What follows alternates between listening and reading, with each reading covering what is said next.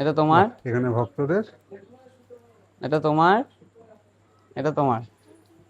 যাও মন আচ্ছা দিয়ে পড়াশোনা করবে, মায়ের নাম করো, যাও জয় মা পরমেশ্বরী।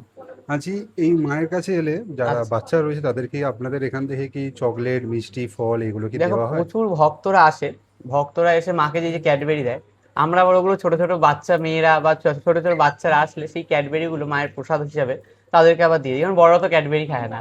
আচ্ছা তা ওই ছোট্ট ছোট্ট যে বাচ্চা মেয়েরা আসে তাদেরকে আমরা ক্যাডবেরি দিই, কারণ কুমারীকে সাক্ষাৎ দেবী জ্ঞানে আমরা দেখি।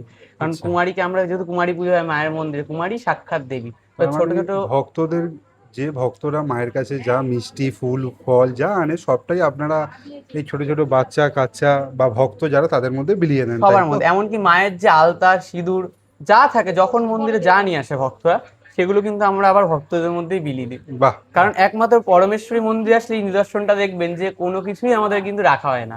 সকালে অনেকেই বলে মায়ের মিষ্টির প্যাকেট থেকে একটা মিষ্টি ঠাকুরমশাই রেখে দিন, আমরা কিন্তু বলি যে না, দরকার নেই। যদি কেউ ভোগ দেয় মাকে সেটা আলাদা, যদি কোনো মিষ্টি নিয়ে এসে অনেকে বলে যে মায়ের ভোগের জন্য এটা আমরা দিতে চাই, সেটা আলাদা, মায়ের ভোগ হয়, ওটাও কিন্তু আমাদের বাইরে ভক্তদের মধ্যে চলে যায় দুপুরবেলা।